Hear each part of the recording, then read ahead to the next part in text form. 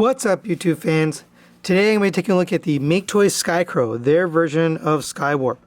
So this came out a little while ago. I'm just catching up with my seekers here. Obviously, there's a chance right now that Takara is going to come out with their own, but I still decided these are pretty good, so I'm going to get them. So here's the box. Pretty nice image on the front here of Skycrow in both modes. You got kind of what's in the box on the bottom there, and some Chinese writing I can't read. On the back, you got some product images. It doesn't actually show. He does come with some purple replacement hands, which they don't show in this picture. I think that was an afterthought because they realized they want to look at cartoon accurate, so they included that those purple hands. But you do get the 3 alternate faces, just like you did. Pretty much all the same accessories that you got before. So that is really it for the box. And here you have the figure all out of his packaging, and it looks beautiful. It's very well done to the cartoon. I love the color scheme and the choice that they made on this guy. Just very good. I had a little bit of dissatisfaction with the previous, their Thundercracker, just because there was a couple plastic choices where I didn't think it was quite right, but this one really good. So let's get just a full 360. You get the nice stripes on the wings there. Nice purple. I do have the purple hands on there. You do have the gaps in the wings there. I don't have the gap filler pieces yet, but I'll probably be getting in the cone heads for these guys, so I'll get those with that. It does come with the wing fillers when you get those. And you got that nice gold, sort of chromish looking cockpit. I think that's a really good color. That's definitely the way to go. So let's take a look at the G1 cartoon, and I think we'll see this is a very cartoon accurate figure. You do have the purple hands, and you do have the black hands as well if you want to use these, but I don't think this looks right. But it's nice that they give the option if you want the black hands, because the other two, actually, that's not even true. It was only Thundercracker. So let's bring in those other figures. Here is Thundercracker. And here is Starscream. I think they call him Lightning, and he's called Meteor. But these three together look awesome. They're just very well done. They look really good together. Perfect set. I really have no need for another set of Seekers. I was okay with the BB7 toys until I saw these, and I was like, I gotta get these. These are good, and it's really the paint and the die cast that really sets this apart. I love that their cockpits are just slightly different. He's got a little bit of a greenish hue. He's got more of a gold, and then he's got more of a copper. So they all have a little bit different of a cockpit, just to distinguish them.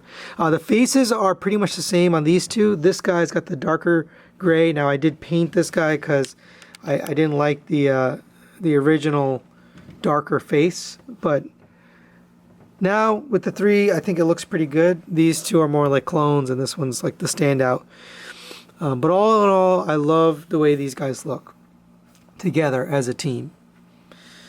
So that's really it for comparison here. What maybe we'll do is just leave these guys in the background while we do the rest of this. So for articulation, you do have rotation on the head. It does look down. It doesn't look really up because it's hindered by this back piece here. Just the way they designed it. Let's just pull off his head for a second. You've got this cockpit piece that's blocking it, and I don't know, that was kind of a dumb choice.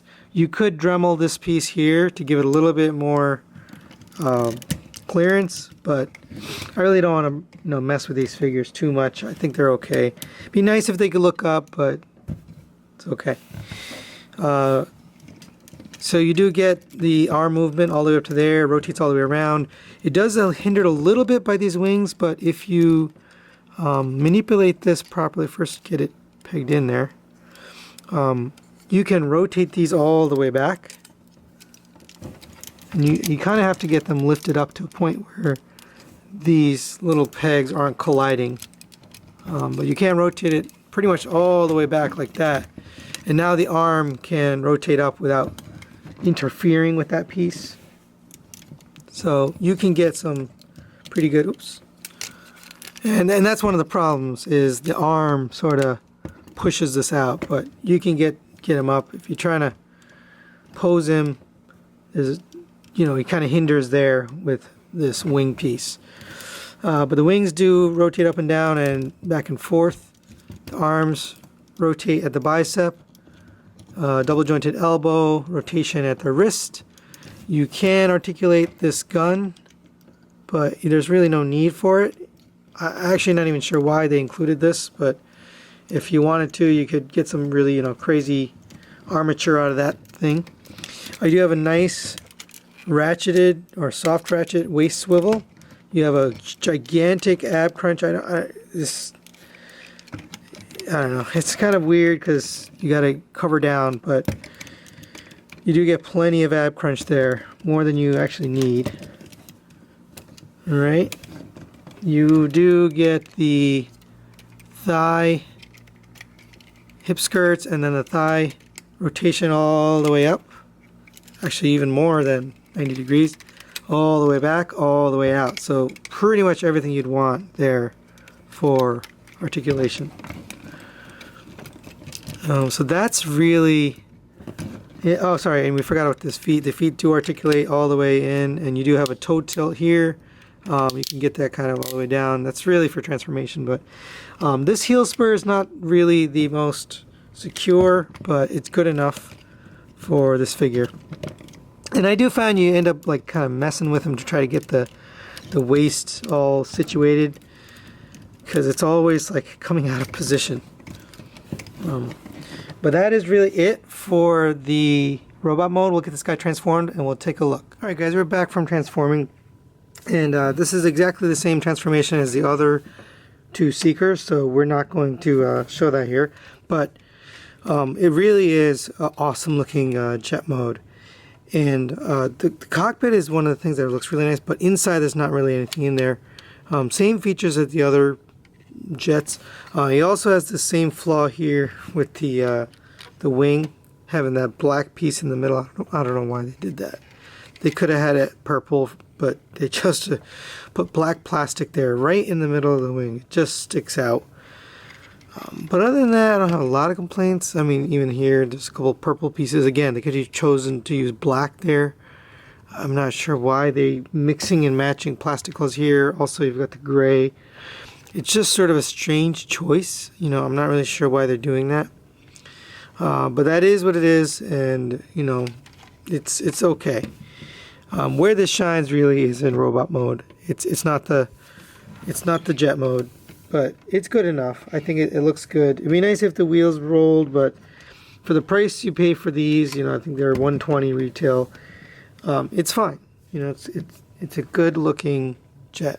And let's be honest, you're probably not going to have it in jet mode a lot anyway. You know, you're going to have it in robot mode most of the time.